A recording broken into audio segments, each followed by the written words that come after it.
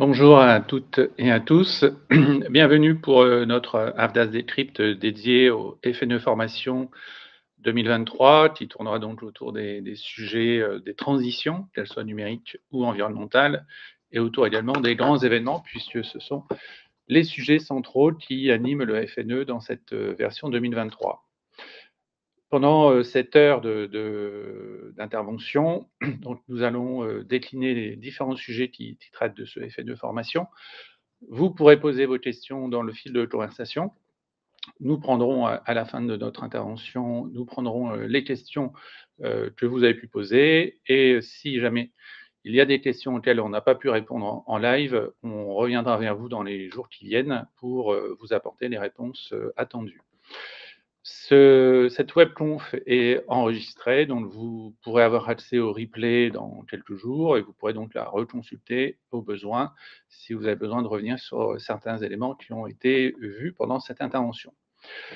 On va tout de suite se présenter. Nous sommes deux intervenants. Agnès Giangrande, qui est à mes côtés, qui est directrice adjointe, qui est donc déléguée aux branches professionnelles, aux relations avec les branches professionnelles, et qui donc les accompagne dans la définition de leur politique conventionnelle. Et moi-même, Yves Buchemblé, je suis directeur du développement et du réseau. Au sommaire, pendant cette Avdas Decrypt, pendant cette intervention, première partie qui sera dédiée donc à la découverte du FNE Formation ou à la redécouverte du FNE Formation dans sa version 2023.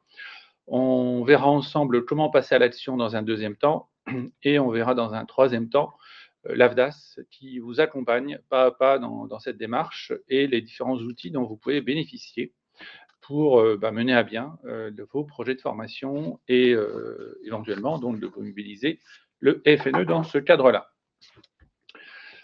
Un petit rappel sur qui est l'AVDAS.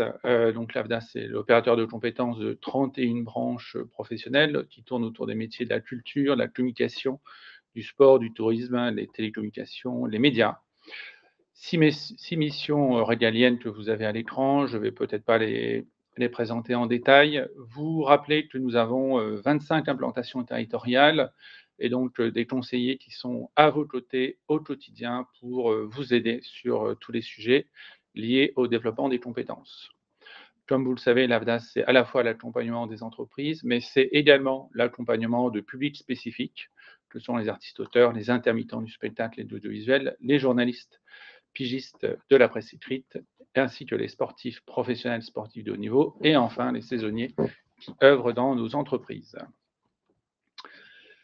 Le FNE Formation 2023, pourquoi pas vous? Une rapide synthèse sur les premiers éléments, puisque le FNE a démarré en juin 2023. Donc déjà quelques entreprises, des premières entreprises qui ont pu bénéficier de ce dispositif, 825 structures à date, pour un peu plus de 1000 parcours de formation qui ont été financés dans ce cadre. Le FNE est vraiment un outil dédié à toutes les catégories d'entreprises et n'est pas réservé à une catégorie en particulier, notamment si on fait le focus sur les employeurs de moins de 50 salariés. Ils représentent à date 92% des entreprises qui en bénéficient. Ça démontre bien que c'est vraiment adapté à toutes les tailles d'entreprise. Agnès. Merci. On va commencer effectivement avec le premier point pour découvrir le FNE Formation 2023 qui s'inscrit dans le cadre d'une instruction qui a été diffusée par la Direction générale de l'emploi et de la formation professionnelle au mois d'avril et qui fixe les principes du FNE qu'on va détailler et qui sont relativement différents des précédentes versions du FNE. On est moins dans une logique de soutien des entreprises et de leurs salariés en temps de crise sanitaire ou dans une logique de rebond. On est beaucoup plus dans le soutien de transition ou de priorité conjoncturelle. Donc, on va d'abord identifier quelles sont les entreprises qui sont éligibles au dispositif. Donc, le FNE Formation 2023 s'inscrit dans l'application du RGEC, régime général d'exception par catégorie, Et en fait, avec ce régime général, toute entité qui exerce une activité économique peut solliciter l'aide FNE. Donc entité, ça veut dire au sens juridique du terme, c'est pas réservé aux entreprises en tant que structure commerciale. Une association est tout à fait éligible au dispositif. Le RGEC distingue 3 catégories d'entreprises: les petites, les moyennes et les grandes entreprises ou structures, donc au sens entité juridique. Les critères qui définissent ces 3 catégories sont à la fois l'effectif, le chiffre d'affaires et le total du bilan. Donc ces 3 indicateurs s'apprécient au niveau du SIREN de la structure, donc tout établissement confondu, ou au niveau du groupe pour les entreprises qui font partie d'un groupe ou qui sont liées soit par une détention de tout ou partie du capital, soit par une détention de tout ou partie des droits de vote. Donc c'est bien à l'échelle du SIREN ou du groupe pour les entreprises qui sont liées. Ce qu'il faut retenir, c'est que toutes les entreprises, toutes les structures sont éligibles, les très petites comme les plus grosses. Il n'y a pas d'exclusion, comme ça peut arriver sur certains dispositifs ou certaines subventions. Il n'y a pas d'exclusion des très grandes entreprises qui font partie de groupes ou les structures de plus de 250 salariés. On va s'attacher maintenant à identifier quels sont les salariés éligibles. Là aussi, c'est assez simple. Tous les salariés de l'entreprise sont éligibles, qu'ils soient en CDD, en CDI, quelle que soit leur catégorie socio-professionnelle, leur niveau de diplôme, les temps pleins comme les temps partiels. Tous les salariés sont éligibles, à l'exception de 2 catégories. Les salariés qui sont en alternance, donc soit dans le cadre de contrats d'apprentissage ou dans le cadre de contrats de professionnalisation. Donc même en dehors des formations en alternance, ils pourraient avoir besoin de formations particulières. On ne peut pas mobiliser le FNE en complément.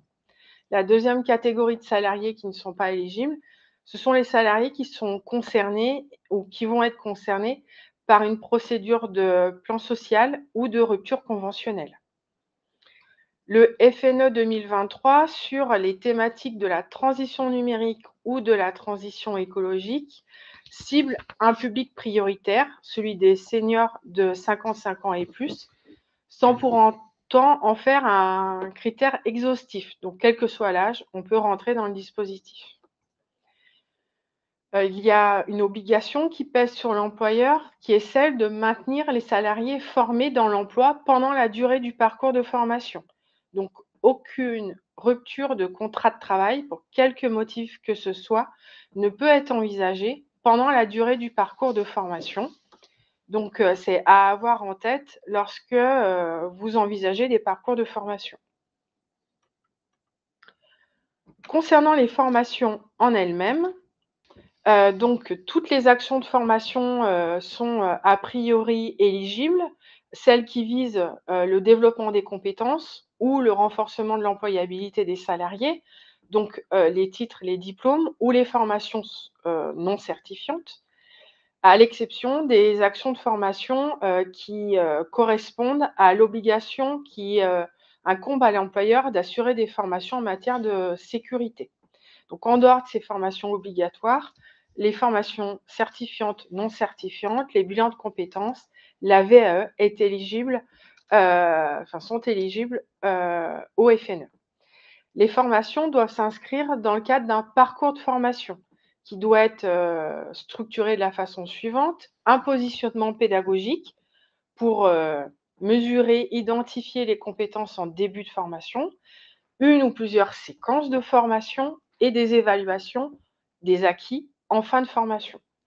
Toutes les modalités pédagogiques sont envisageables: le présentiel, le distanciel, les formations en blend learning, la formation en situation de travail, pourquoi pas. Lorsque vous faites appel à un organisme de formation externe, il faut impérativement que l'organisme soit certifié Calliope. On peut même, lorsque l'entreprise est dotée d'un service formation, envisager des formations internes. Les parcours de formation doivent être engagés par l'opérateur de compétences, c'est-à-dire que l'AFDAS doit financièrement engager les fonds et ça se notifie, ça se matérialise du côté des entreprises ou du côté des organismes de formation par l'envoi d'une notification et de la convention de formation. Donc cet acte d'engagement financier par l'opérateur de compétences doit avoir lieu avant le 31 décembre 2023. Sur la question de la durée maximale du parcours de formation, donc entre le début et la fin des actions de formation, c'est 12 mois maximum à compter de cette date d'engagement du parcours de formation.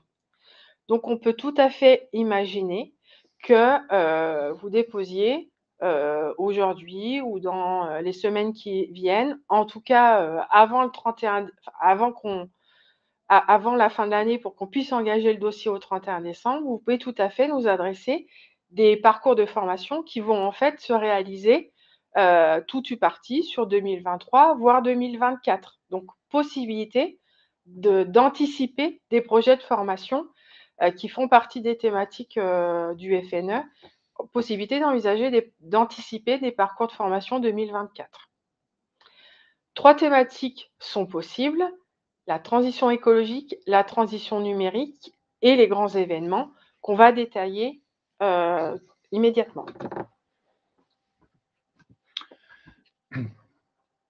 Alors, nous allons tout d'abord entrer dans le détail de ce que nous mettons derrière la transition idéologique. Et donc, à chaque fois, ce sera le même déroulé, que ce soit pour la transition écologique, la transition numérique ou les grands événements. On va vous donner les éléments centraux, on va entrer dans des éléments plus précis sur les thématiques de formation que cela peut recouvrir, et on vous donnera des exemples de parcours qui ont déjà été financés sur ces premières semaines, premiers mois de mise en place du FNE formation. Comme ça va vous aider à toucher du doigt concrètement le type d'action de formation que cela peut être. Donc sur les formations liées à la transition écologique, en fait, ça va toucher potentiellement 2 sujets. Ce qui est directement lié à la transition énergétique, notamment sur les modes de production, l'adaptation à l'épuisement des ressources, aux impératifs qui sont liés à la protection de l'environnement et notamment à l'évolution qu'il peut y avoir sur la réglementation liée à la protection de l'environnement. La deuxième sous-thématique étant globalement toutes les conséquences de la crise de l'énergie, donc de l'augmentation des coûts d'énergie qu'on peut connaître, et donc les impératifs d'économie que cela doit engendrer chez les uns et chez les autres. Si on entre un peu plus précisément dans les thématiques sur le sujet de l'éco-responsabilité, l'éco-conception, donc tout ce qui va être sensibilisation sur ces sujets-là, qui va aider les salariés de l'entreprise à prendre conscience des enjeux et des impératifs, et de ce fait à les matérialiser dans leurs actes du quotidien, dans leur façon de travailler, pour être davantage dans la sobriété. Ça fait partie donc des thématiques possibles. On va également toucher le sujet du développement des compétences pour mettre en œuvre des démarches et des pratiques éco-responsables. Vous avez un certain nombre de sous-sujets qui sont présentés à l'écran. Notamment, ça va toucher l'éco-conception, ça va toucher le recyclage, la mise en place de circuits courts, comment tout cela, ça s'intègre dans la vie de l'entreprise au quotidien et qu'on assure un fonctionnement optimal.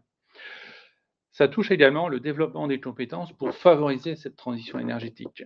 Alors, à la fois pour développer des pratiques vertueuses de réduction de la consommation, mais également pour adapter les méthodes de production. Pourquoi? Puisque si on imagine de nouvelles méthodes de production afin d'être plus économe en énergie, par exemple, ça peut revoir le plan de charge des collaborateurs, ça peut revoir les modalités d'organisation au global de l'équipe et donc du management. Donc en fait, ça a des conséquences à plusieurs niveaux, à la fois sur le collaborateur, sur son poste de travail, mais également l'organisation d'un point de vue collectif.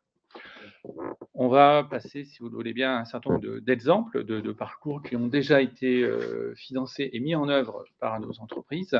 Si tu veux bien, Agnès, passer à la slide qui suit. Ça ne passe pas. Ça passe, c'est bon. Alors, pour vous donner à voir ce que concrètement ça peut être, on a pris 3 exemples qui montrent un éventail de situations que nous rencontrons et que nos entreprises rencontrent. Un exemple dans le spectacle vivant, un exemple dans le monde de l'édition et enfin un exemple dans les télécoms. Alors je vois qu'on a un petit souci sur le passage des slides.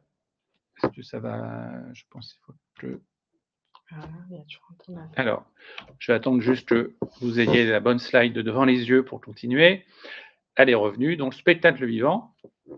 L'objectif de ce parcours de formation, c'était de permettre en fait d'avoir un auto-référent dans l'entreprise et qui engage une démarche active sur la mesure carbone avec comme objectif in fine d'initier au sein de l'entreprise une stratégie bas carbone. Le public qui a été formé, ce sont tous les professionnels de l'entreprise qui sont en charge des événements. L'objectif de l'entreprise, précisément, étant, elle, de diminuer l'impact environnemental de ces événements culturels. Et donc aussi, et c'était un des éléments en lien avec l'objectif, c'est répondre aux attentes des clients, puisqu'on le perçoit tous les jours, cette logique de la transition environnementale, il y a une attente qui se manifeste de plus en plus forte de la part des publics, des clients, et il faut que chaque entreprise puisse répondre à cette attente. Le deuxième exemple qu'on vous présente, donc c'est dans le monde de l'édition. Et là, on voit qu'on est sur tout à fait une autre logique, puisqu'on vise un public de journalistes, d'éditeurs. Et là, on vise simplement à les aider à mieux maîtriser le sujet.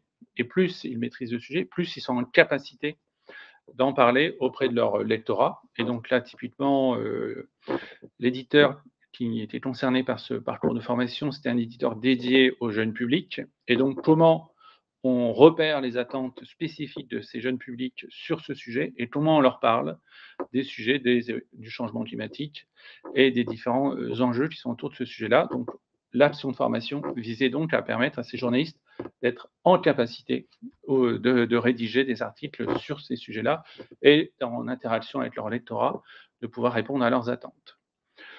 Le troisième cas que nous souhaitions voir avec vous pour vraiment essayer de regarder cet éventail de situations, c'est un cas dans les télécommunications avec la logique d'un Green Data Center. Donc là, on est vraiment dans une logique d'optimiser des performances énergétiques, ce qu'on appelle communément la Green IT. Et donc, comment on arrive à développer des solutions informatiques qui répondent aux attentes des utilisateurs et en consommant moins d'énergie, en étant plus dans une démarche environnementale. Donc, comment on arrive à améliorer sa performance énergétique d'une manière générale, à la fois dans une logique environnementale, mais aussi dans une logique d'économie, tout simplement, puisque ça génère également un certain nombre d'économies sur les coûts de fonctionnement. Sur la deuxième thématique, qui concerne donc la transition numérique, cette fois-ci, alors on a un petit décalage dans le passage des slides. J'attends juste que vous l'ayez sous les yeux, c'est plus facile pour pouvoir suivre. Donc la deuxième thématique qui concerne le FNE formation, on a vu la transition environnementale. Là, on est sur la transition numérique. Et donc, comme je vous le disais tout à l'heure, à chaque fois, on va vous présenter les sujets de la même manière. Donc, ça recouvre quel sujet? En fait, ce sont toutes les formations qui peuvent soit toucher des projets innovants de transformation numérique au sein de l'entreprise, et donc on va aller rechercher une technicité sur ces sujets-là. On peut également toucher l'hybridation des compétences, et donc en fait, ce sont précisément des métiers qui existent déjà dans l'entreprise, mais qui évoluent avec l'arrivée du numérique. Donc on verra comment on accompagne ces évolutions.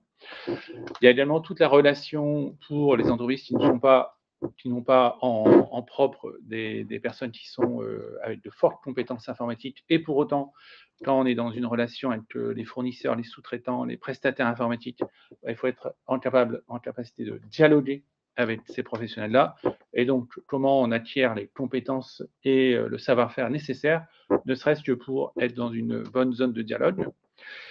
Et puis, parce que le monde numérique, c'est aussi la protection des données, c'est aussi résister à la cybercriminalité. Comment on prépare l'entreprise à ces différentes menaces. Pour rentrer un peu plus dans le détail et donc vous donner quelques exemples de thématiques que cela peut représenter, on a donc le développement des compétences émergentes qui permettent de mener à bien des projets numériques, des projets d'innovation au sein de l'entreprise. On parle aujourd'hui beaucoup d'intelligence artificielle. C'est quelque chose qui est en train de monter en puissance, et comment l'intelligence artificielle, en fait, je l'intègre dans les compétences de mon entreprise et comment je m'appuie sur ces nouvelles technologies.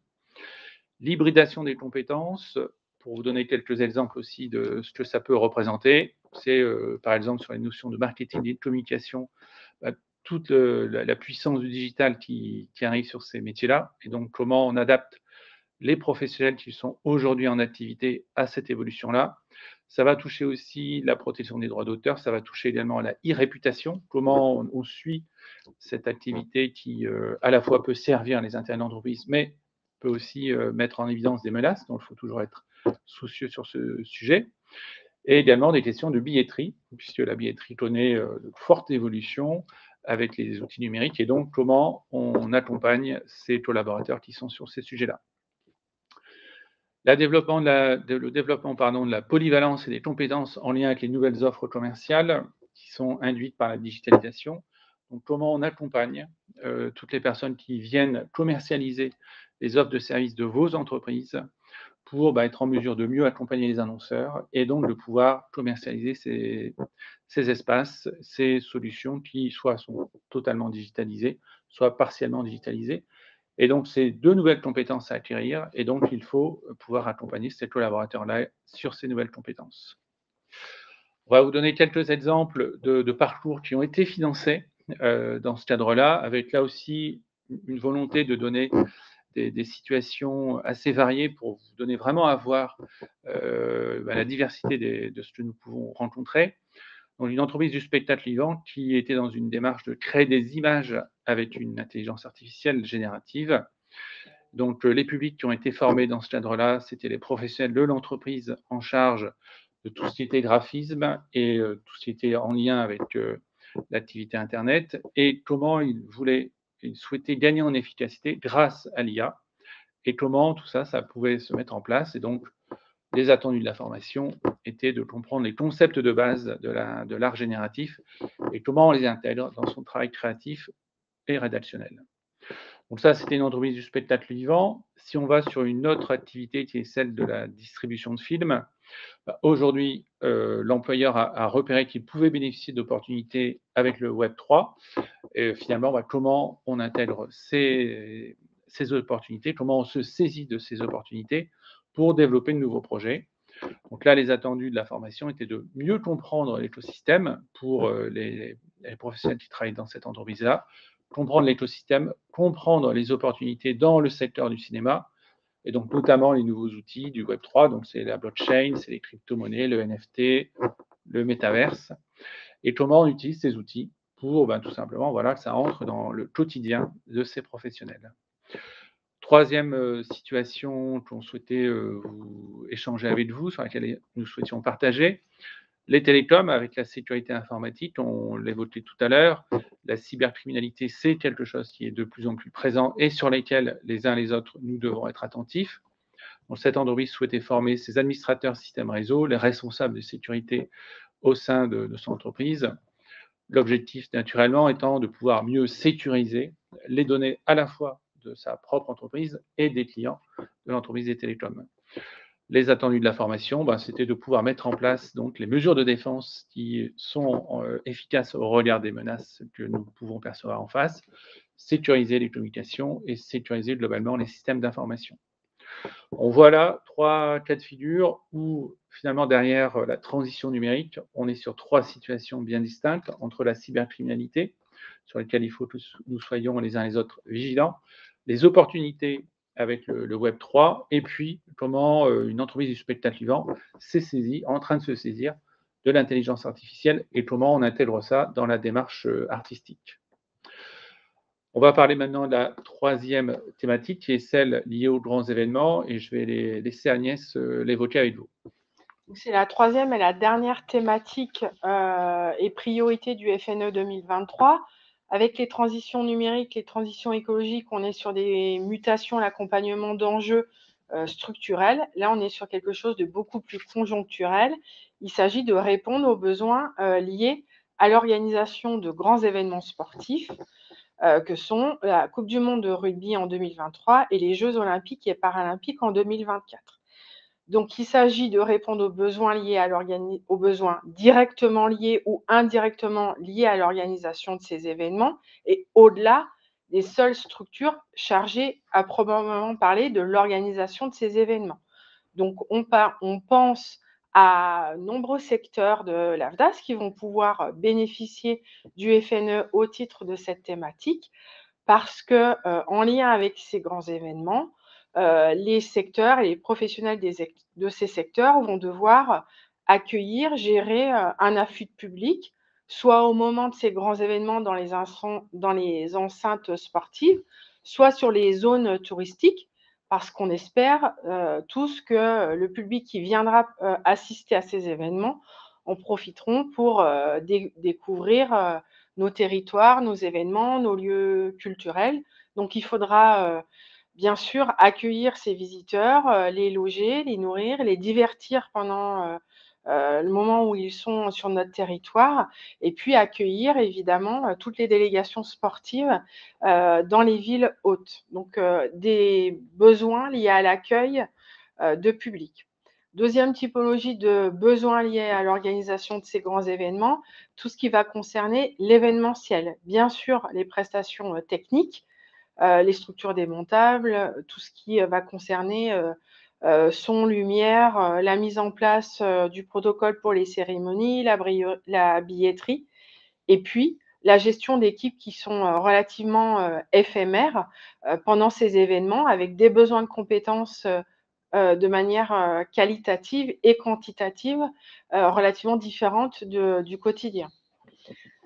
Troisième catégorie de besoins liés à l'organisation de ces événements, c'est ce qui va concerner la couverture médiatique. Il faudra, des, chaînes de télé, des chaînes de radio, la presse pour, capter, diffuser, transmettre l'information, commenter les événements. Ça peut nécessiter des compétences, particulières et spécifiques et puis, les entreprises de la publicité auront à travailler, pour, leurs clients, des actions particulières pour profiter en fait de l'exposition médiatique qui est offerte pendant, ces grands événements. Le champ du sport est également, visé par cette thématique puisque, il y aura à travailler sur le développement de la pratique, sportive pour, profiter, de cet élan sportif qui va s'installer, qui s'est déjà installé, depuis, le début de la coupe du monde et qui va se prolonger en 2023 avec les jeux olympiques et paralympiques. Si on regarde, dans le détail quelques exemples, j'espère que la slide va bientôt arriver.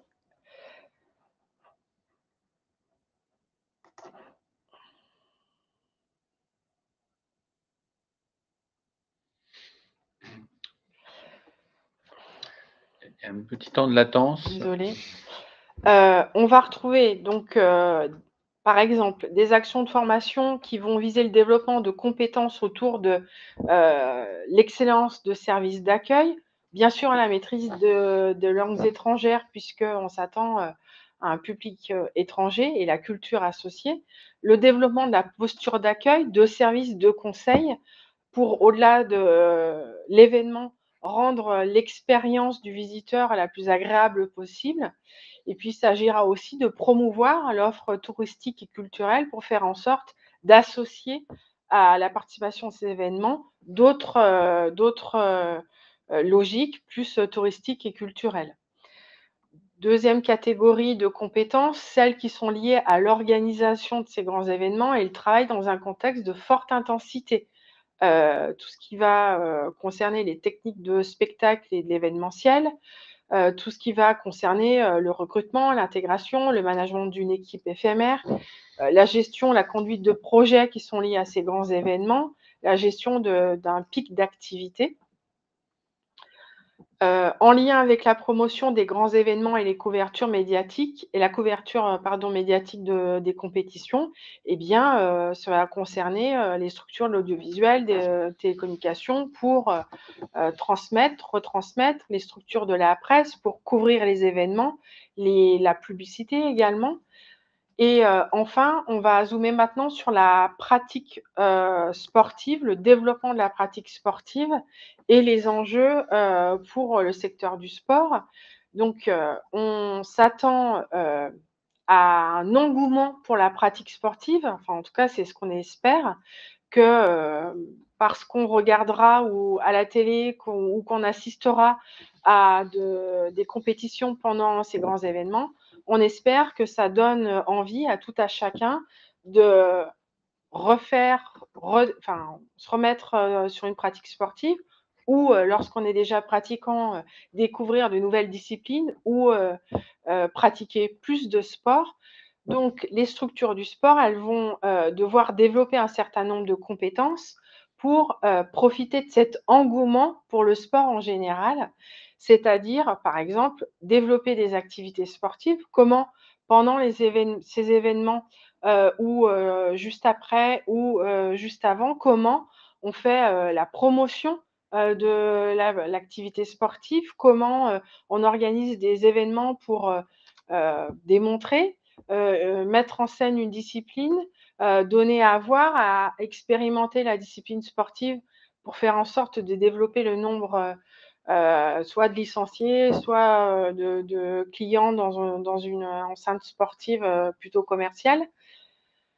Il y aura aussi à développer l'activité sportive. On parle beaucoup du sport pour tous, donc le sport adapté, le sport santé, le sport en entreprise. Donc ces grands événements, c'est aussi l'occasion de diversifier l'activité d'une structure sportive. On réfléchit effectivement aussi au développement de l'accueil des publics, donc comment autour de ces événements on renforce les compétences et la qualité de l'accueil de ces nouveaux pratiquants pour faire en sorte que le développement de la pratique sportive soit durable et les effets de ces grands événements se prolongent dans la durée.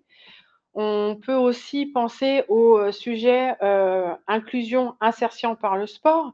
Le fait de mettre en scène une pratique sportive va peut-être amener certaines personnes éloignées de l'emploi ou aujourd'hui éloignées de notre société à enfin, en tout cas, à ce que ces personnes-là se remettent dans une dimension d'inclusion grâce au sport. Beaucoup de structures du sport développent des projets d'inclusion. Donc ça peut être l'occasion de remettre en selle ces publics-là. Et puis, bien sûr, pour que les effets soient durables, il faut qu'on ait une gestion et un management d'une équipe et de la structure sportive de qualité. Donc là aussi, ça peut être l'occasion de renforcer les compétences des salariés, des dirigeants de structures sportives sur ces sujets-là. Concrètement, pour prendre 2 exemples, même si ces exemples ciblent 2 fédérations différentes, c'est toute forme c'est toute structure sportive, donc bien sûr, les fédérations, les comités, les clubs, les structures associatives, les clubs associatifs, mais aussi on pense, au sport, commercial. Les salles, de sport, les salles de fitness vont aussi pouvoir profiter, de ces événements pour, un peu plus rayonner et faire en sorte qu'il y ait plus de pratiquants. Donc c'est toutes disciplines confondues, pas uniquement le rugby et pas uniquement les disciplines olympiques ou paralympiques. C'est le sport en général et comment on fait, on profite de ces événements pour alimenter les enjeux autour de faire de la France une nation plus sportive. Donc 2 exemples de parcours de formation. Le premier lié au développement d'un club. Donc là, il s'agit d'une fédération qui voulait mettre en place, enfin en tout cas outiller les dirigeants et les salariés pour qu'ils puissent mettre en place une stratégie de développement pour structurer et développer l'offre de services du club et puis du coup se saisir des opportunités liées aux Jeux olympiques et paralympiques pour se démarquer, pour mettre en avant la pratique sportive, pour se diversifier, attirer de nouveaux licenciés, fidéliser les licenciés existants et du coup, promouvoir de manière assez large l'activité sportive. C'est aussi l'opportunité pour les clubs de diversifier les ressources de financement notamment. Deuxième exemple, lié à l'inclusion. Donc, il s'agit d'une fédération qui a souhaité former des collaborateurs, soit à l'échelle de la fédération, soit à l'échelle des organes déconcentrés de cette fédération, donc dans les ligues et dans les comités, former des collaborateurs qui vont porter des projets d'inclusion. Donc, les contenus de formation tournent autour de mieux connaître les publics, mieux connaître les programmes portés par la fédération ou plus largement les programmes nationaux en cohérence avec le programme porté par le ministère autour des 500 000 équipements de proximité. Bien comprendre l'ensemble des dispositifs d'aide à l'emploi pour pouvoir construire un diagnostic local et territorial et déployer des projets d'inclusion par le sport sur le territoire. Donc voilà, 2 exemples différents. Encore une fois, même s'ils ciblent des fédérations, toutes les structures du champ du sport vont devoir développer l'activité sportive et se saisir de la fenêtre de tir offerte par la Coupe du monde de rugby et par les Jeux olympiques pour promouvoir encore plus la pratique du sport. Voilà pour les exemples. On va vous présenter maintenant les modalités de financement. Alors, pour reprendre le sujet du financement, le circuit de financement sur le FNE Formation 2023, quelques éléments précis à avoir bien en tête. L'AFDAS prend en charge la totalité des coûts pédagogiques, 100% des coûts pédagogiques, ces 100% étant composés de quelle manière? Une partie qui est prise en charge par le FNE Formation 2023, entre 50 et 70% suivant la catégorie d'entreprise dans laquelle vous vous situez, 50% pour la grande entreprise, jusqu'à 70% pour les entreprises qui entrent dans la catégorie petite. Un plafond qui est quand même relativement élevé de financement par entreprise à hauteur de 3 millions d'euros. Je ne suis pas sûr qu'on ait beaucoup d'entreprises qui soient concernées par ce plafond, mais il fallait le souligner. Le complément du FNE, comment se fait-il pour que nous puissions arriver aux 100% des coûts pédagogiques assurés, gérés par l'AFDAS? Soit par les fonds conventionnels, si votre entreprise est dans une branche qui prévoit une politique conventionnelle, donc avec des fonds conventionnels, ou alors, si ce n'est pas le cas, ou si vous avez utilisé l'entièreté des fonds conventionnels qui étaient ouverts à destination de votre entreprise sur l'année 2023, à travers le versement volontaire. Donc c'est ou ça peut du coup avoir une composition de financement, pour partie le FNE, pour partie le conventionnel et encore le volontaire. Comme il est indiqué sur cette slide, vous voyez que la demande de subvention FNE Formation doit nous parvenir avant le début du parcours. En fait, le FNE Formation prévoit une mesure d'incitativité. Le FNE doit être l'élément déclencheur du parcours de formation que vous allez mettre en place. Pour que nous puissions matérialiser que le FNE a bien eu ce côté incitatif, il faut que l'accord de financement soit réalisé en amont, et donc il faut que la demande de subvention que vous allez nous transmettre, donc le dossier complet, dans lequel on reviendra ultérieurement sur comment il est composé, mais le dossier doit nous parvenir avant le début du parcours, ce qui va matérialiser qu'il y a bien une incitativité et non pas un effet d'aubaine, tout simplement, autour du FNE Formation, et ça permet donc bien de développer davantage l'accès à la formation des salariés et de développer de nouveaux projets. Agnès, je te redonne la main pour la suite. Et donc, comment passer à l'action? Pour bénéficier du FNE Formation 2023, c'est assez simple, 3 étapes. La première, bien vérifier l'éligibilité de votre projet et celle de vos salariés au regard des éléments qu'on vient de vous présenter. La deuxième étape, c'est d'identifier la catégorie d'entreprise dans laquelle vous vous situez, petite, moyenne ou grande entreprise. Et ensuite, il faut saisir votre demande de prise en charge sur le portail adhérent Maya. Donc, c'est le portail, votre espace dédié sur lequel vous avez l'habitude d'interagir avec l'AFDAS pour déposer vos demandes de prise en charge. Donc, c'est une demande de prise en charge classique au titre du développement des compétences. Ce qu'il est important de préciser lors de la saisie de votre demande, en début de parcours, avant l'intitulé exact du contenu de la formation, on vous demandera d'indiquer FNE. Par exemple, FNE et transition digitale ou le nom du parcours de formation que vous envisagez. Mais en tout cas, c'est important qu'il y ait bien FNE en début de parcours pour qu'on puisse tout de suite identifier que votre demande de prise en charge elle s'inscrit dans le cadre du FNE. Dans la rubrique catégorie FNE, vous serez invité à choisir l'une des 3 priorités, celle qu'on vient d'évoquer, transition écologique, numérique ou grands événements sportifs. Vous saisissez comme habituellement votre demande de prise en charge. À la fin, vous ajoutez différentes pièces, le programme, le devis, donc comme les actions de formation classiques. Et vous allez devoir ajouter la demande de subvention FNE Formation 2023. Cette demande de subvention, elle a largement été simplifiée par rapport aux demandes de subvention FNE des années précédentes. Peut-être que certains d'entre vous ont déjà bénéficié du FNE, notamment dans les années 2000, avec des demandes qui n'étaient pas forcément simples, des tableaux Excel, etc.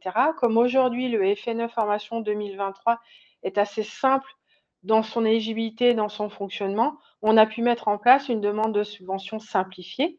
Concrètement, c'est une demande PDF à compléter. Donc, on vous invite à télécharger la demande et bien l'enregistrer sur votre ordinateur, votre disque dur, puisque vous allez remplir la demande de prise en charge, pouvoir la signer électroniquement. Mais lorsqu'elle est signée électroniquement, vous ne pouvez plus la modifier. Donc, bien enregistrer une version avant la signature, si vous avez toutefois des modifications à apporter ultérieurement. Donc, c'est un principe de case à cocher. Et ensuite, sur la 3e page, vous allez devoir indiquer parmi les priorités et les grandes thématiques à l'intérieur de ces priorités, vous allez par un système de coche indiquer dans quelle thématique et sous-thématique le projet se met en œuvre. Donc, par exemple, ici, le cas d'une action de formation liée à l'encadrement de la pratique sportive, eh bien l'entreprise a choisi la catégorie anticiper l'impact Coupe du Monde, Jeux olympiques, paralympiques sur le développement de la pratique sportive. Sur la 4e page, vous allez être invité à compléter 2 zones par quelques phrases. Donc, il n'y a vraiment pas besoin de faire tout un déroulé sur un nombre de lignes et de phrases très importants. C'est vraiment quelques mots, quelques phrases. D'une part, pour préciser le contexte dans lequel vous mettez en place le parcours de formation au regard des enjeux qui sont liés soit à la transition numérique, soit à la transition écologique, soit aux grands événements.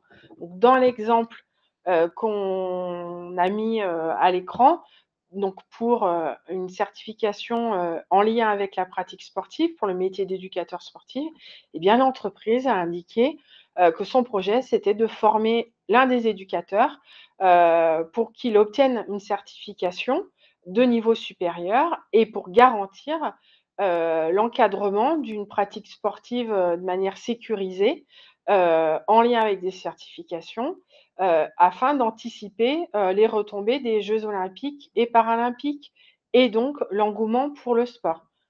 Le sport sera mis en avant, plus de pratiquants, donc il faut plus d'encadrants sportifs, de la pratique sportive pour accueillir ces pratiquants. Donc, en fait, vous voyez qu'en une phrase très simple, on arrive à comprendre et à raccrocher le projet de formation à la thématique.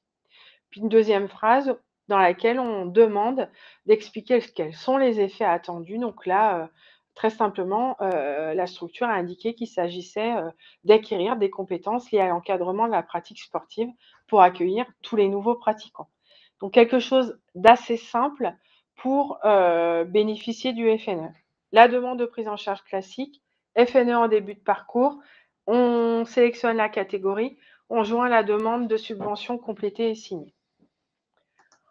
Pour vous aider à mettre en place ces demandes de prise en charge, sur notre site internet, vous avez une page web dédiée, vous avez une brochure FNE dans lequel vous pouvez retrouver toutes les informations qu'on vient d'indiquer. Vous avez aussi des tutoriels qui sont mis sur notre site internet pour vous aider.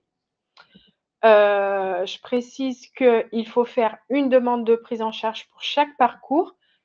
Une entreprise peut avoir plusieurs parcours différents, donc plusieurs demandes de prise en charge. Vous pouvez les adresser toutes en même temps ou les unes après les autres en fonction de la mise en œuvre de vos projets. Et au-delà de ces informations disponibles sur notre site internet, vous pouvez solliciter les conseillers de l'AFDAS et Yves va vous détailler comment mobiliser notre offre de service pour vous aider à passer à l'action et mettre en œuvre des projets de formation sur ces 3 thématiques.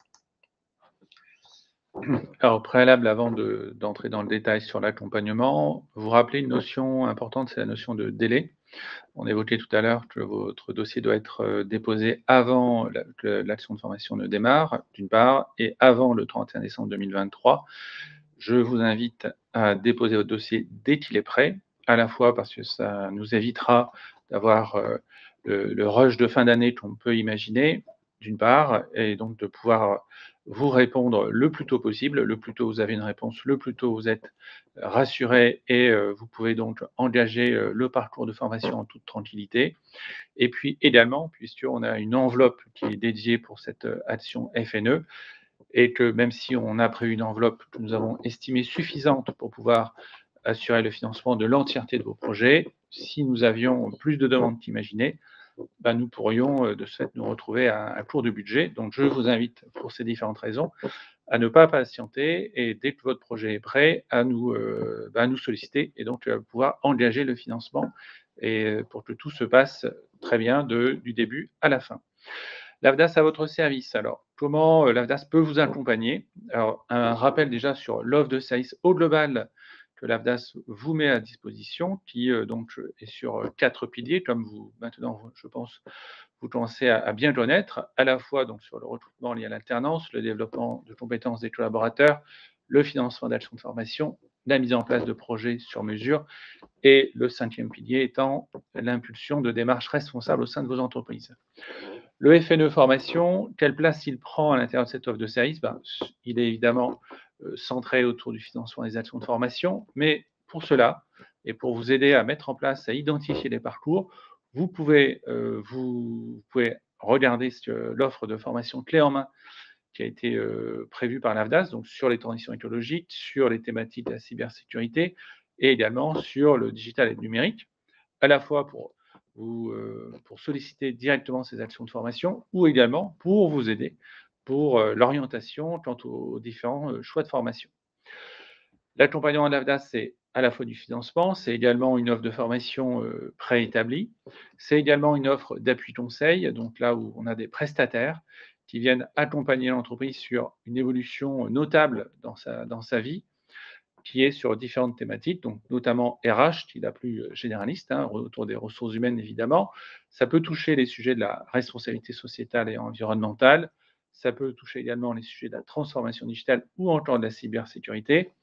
La prestation d'appui conseil se voulant aider l'entreprise finalement à s'organiser, se réorganiser, imaginer son fonctionnement au regard de ces grandes évolutions qui vont la traverser et comment on prépare l'avenir de l'entreprise avec sérénité.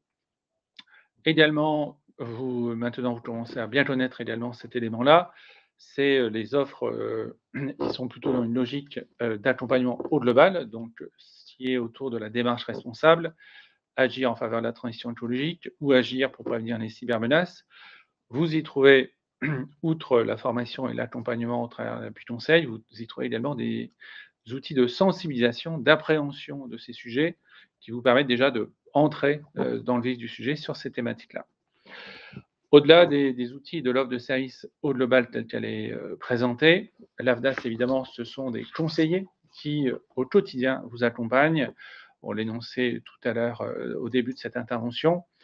25 implantations territoriales, donc vous avez des conseillers à proximité qui vont vous aider par rapport à votre projet, en fonction de la maturité de ce projet, à le mettre en œuvre de bout en bout, à le mener à bien et assurer le meilleur financement possible.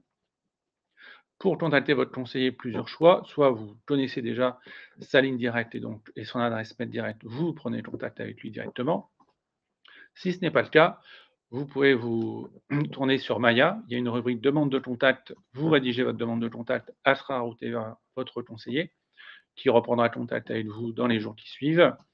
Vous pouvez également appeler notre centre de relations clients, donc le numéro s'affiche sur l'écran et qui vous accueille du lundi au vendredi de 9h à 17h. Et vous avez également, si vous voulez en autonomie pouvoir avancer sur ces sujets, vous avez des tutoriels, vous avez un tutoriel sur la demande de subvention simplifiée FNE que vous a présenté tout à l'heure Agnès. Il nous reste maintenant quelques minutes pour pouvoir répondre aux questions que vous avez posées dans le fil de conversation. Je vous propose de les prendre ensemble et Agnès et moi, on va apporter les réponses à ces questions. Agnès, je te laisse peut-être prendre les premières. Une première question sur la dématérialisation des factures. Les actions de formation qui sont liées à la simple sensibilisation ou utilisation d'un outil très classique, de très courte durée, sont pas éligibles au FNE. Les actions de formation qui sont beaucoup plus longues et qui sont beaucoup plus longues, c'est au moins une journée, hein, et qui traitent beaucoup plus des compétences et des actes métiers qui changent du fait de la dématérialisation, par exemple, pourraient rentrer en ligne de compte. Donc, il faut vraiment étudier au cas par cas le projet. Avec un seul titre d'une action de formation, c'est difficile de répondre oui ou non immédiatement. Deuxième question sur des outils SharePoint, OneDrive. On ne l'a pas effectivement précisé au moment de la présentation des outils, des parcours sur la transition numérique. Les parcours qui sont uniquement centrés sur les outils bureautiques ne sont pas éligibles. Une question autour du parcours de formation. Effectivement, peut-être besoin de revenir sur le sujet. Un parcours de formation, c'est d'abord un positionnement. Donc, il faut qu'en amont de la formation, au démarrage de l'action de formation, il y ait un temps de positionnement, c'est-à-dire d'évaluation des connaissances et des compétences du bénéficiaire de l'action de formation avant l'action de formation. Ensuite, une séquence de formation, donc c'est soit une action de formation qui va se dérouler sur plusieurs jours avec des coupures ou sur une journée ou plusieurs journées d'affilée. Et puis à la fin de la formation, un temps d'évaluation pour mesurer les acquis et notamment pouvoir comparer par rapport au positionnement. Donc le parcours, c'est le positionnement, les séquences de formation et l'évaluation, sachant que les séquences de formation, elles peuvent être continues, discontinues, que en présentiel, en distanciel. Il peut y avoir plusieurs modalités, voire plusieurs niveaux, plusieurs modules pour une montée en compétences progressive et plus importante. Peut-être s'arrêter sur la notion de positionnement, puisqu'il arrive que, en fait, dans le feu de l'action, on démarre directement par l'action de formation en tant que telle. Il faut effectivement bien matérialiser ce positionnement qui est le point d'entrée. Le bénéficiaire, quand il entre dans la formation, quels acquis il a, et par rapport à ces acquis en entrée, ça permet notamment, quand on va regarder l'évaluation au final, de mesurer l'avancée, la montée en puissance en termes de compétences, et c'est grâce à ce positionnement en point d'entrée et cette évaluation en point de sortie. Une question sur faut-il plusieurs sessions de formation dans l'année? Non, pas forcément. C'est possible d'envisager des parcours avec plusieurs modules qui s'étalent sur l'année, mais c'est tout à fait possible d'envisager un parcours avec un seul module. Encore une fois, il faut qu'il ait une durée d'au moins une journée avec ce positionnement et cette évaluation. Et dans ces cas-là, il n'y a qu'une seule session sur l'année. Peut-être que cette question est liée à ce qu'on évoquait sur les 12 mois. La formation, le parcours de formation doit être réalisé dans les 12 mois. Ça ne veut pas forcément dire qu'on est sur une durée de minimum 12 mois.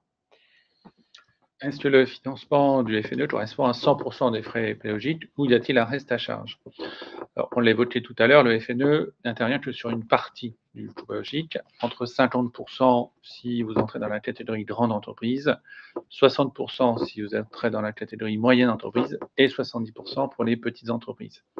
Le solde de ces 50 à 70%, comment est-il financé? Soit via les fonds conventionnels, encore une fois, si votre entreprise entre dans une branche qui prévoit une politique conventionnelle. Si ce n'est pas le cas, ou si ce n'est plus possible de le faire, eh bien, le volontaire, donc le financement par l'entreprise via son budget volontaire, est également une chose qui peut se faire. En quel cas, c'est en effet, ce plan volontaire va se matérialiser par une convention dans laquelle on va vous demander un engagement de financement à hauteur de ce montant-là. Donc il n'y a pas de reste à charge au sens où vous payez l'organisme de formation en direct des 30 à 50% restants. Et tout doit passer par l'AFDAS, le 100% de la dépense doit passer par l'AFDAS sur le coût pédagogique. Donc le solde, il est financé soit via le conventionnel, soit via le volontaire. Le volontaire, il est donc financé par l'entreprise vers l'AFDAS via une convention d'adhésion. Une question ensuite sur la différence entre le FNE et les autres budgets annuels, en tout cas les autres modalités ou les autres leviers de financement accordés par l'AFDAS et le principe de plafond par entreprise. Le FNE est un dispositif qui permet le cofinancement d'actions de formation et qu'en face du FNE, comme l'a expliqué Yves, on met soit des fonds conventionnels, soit des fonds volontaires. Donc pour les structures de moins de 50 salariés qui disposent d'une possibilité de financement au titre du plan de développement des compétences de moins de 50 salariés, avec les plafonds individuels qui sont aujourd'hui égaux à 1 400 € ou 2 100 €, on ne peut pas utiliser ces 1 400 ou ces 2 100 € pour compléter le financement du FNE. Pour compléter le financement du FNE, c'est soit les fonds conventionnels pour les branches qui sont dotées d'une contribution conventionnelle, soit des fonds volontaires. Et il faut regarder les conditions branche par branche pour les branches qui sont dotées d'une contribution conventionnelle, puisque certaines branches ont mis en place une enveloppe budgétaire spécifique pour financer en dehors de plafond individuel, enfin pour cofinancer en dehors de plafond individuel les parcours FNE. Donc concrètement, pour l'ingénierie financière des parcours de formation, je vous invite à contacter votre conseiller emploi formation pour, en fonction de votre taille et en fonction de votre branche et de votre situation, pour qu'on puisse faire des estimations. Quoi qu'il en soit, on ne peut pas mobiliser les fonds du plan de développement des compétences moins de 50 salariés pour cela. Donc, pour répondre à la question, est-ce que c'est en plus et sans défalquer les plafonds, tout dépend de la branche et tout dépend de la taille d'entreprise. Où trouver les actions de formation qui rentrent dans le cadre du dispositif? Donc, il n'y a pas un catalogue de formation avec des organismes de formation précis qui sont de fait éligibles au FNE. Ce sont toutes les actions de formation dont les contenus se raccrochent à la transition écologique, à la transition numérique ou aux grands événements sportifs. On a mis en place des catalogues, alors bien avant le FNE, autour de la cybersécurité, autour du digital, de la transition écologique, comme le précisait Yves. Ça peut être utilisé, mais c'est en aucun cas exhaustif. Donc en fait, c'est plutôt des contenus, il faut plutôt réfléchir à identifier une action de formation en lien avec ces thématiques pour entrer dans le dispositif. Une question sur l'achat de modules en e-learning sur étagère. Donc, j'ai évoqué effectivement dans les modalités pédagogiques les formations en distanciel. Il s'agit pour autant d'actions de formation où chaque salarié suit un parcours de formation. Donc, pour les formations en e-learning, on est sur le décret et les conditions de mise en œuvre de la formation à distance qui prévoit que même si c'est tout en ligne et en asynchrone, il y a quand même un suivi de la connexion, un système de chat, de forum pour poser des questions, etc. Donc, le seul coût lié à l'achat d'un module qui est ensuite mis à disposition dans l'entreprise sans moyen d'identifier les connexions, de suivre les parcours et d'accompagner les parcours, ça, ce n'est pas éligible. On est vraiment sur une action de formation qui se déroule selon les règles de l'art et les dispositions légales et réglementaires en matière d'action de formation. Donc l'achat pur de modules e-learning, ce n'est pas éligible au FNE. Comme il nous reste 1 minute, on va peut-être prendre une dernière question et puis après on vous remerciera. Alors, peut-être rapidement, les actions de formation interne peuvent-elles être prises en charge? Oui, on l'a évoqué tout à l'heure et comme pour toute action de formation, ça répond à un certain nombre de règles. Donc si ça répond aux règles attendues, au niveau des actions de formation interne, c'est possible. Une question sur les frais de salaire et les déplacements sont-ils financés dans le cadre du FNE? On l'a vu tout à l'heure que le FNE se mobilisait sur les coûts pédagogiques, donc la répartition, la ventilation entre le FNE et les fonds conventionnels et volontaires, ce n'est que sur le coût pédagogique. Une dernière question, je la prends rapidement. Si la formation commence en 2024 et qu'on a fait la demande en 2023, est-ce que c'est possible? Oui, puisqu'en fait, le point de départ qui est important à garder en tête, c'est le financement, l'accord du financement qui est octroyé par l'AFDAS avant le 31 décembre 2023. L'action peut donc se dérouler en 2023, elle peut aussi se dérouler en 2024 au plus tard. Il faudra qu'elle soit terminée 12 mois après la date où on aura accordé le financement. C'est pour ça que ça ne peut pas dépasser la fin de l'année 2024, si on est sur un parcours de longue durée.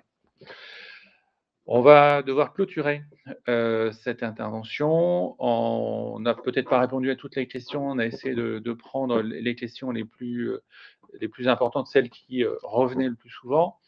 Comme je vous le disais tout à l'heure, de toute façon, nous reviendrons vers vous, les conseillers reviendront vers vous pour apporter les éléments complémentaires qui vous seront utiles. Il nous reste à vous remercier de votre participation, de votre écoute, et on vous dit à très vite pour d'autres webinaires, et vous en avez maintenant bien l'habitude avec l'AFDAS. Je vous souhaite une très bonne après-midi. À très bientôt.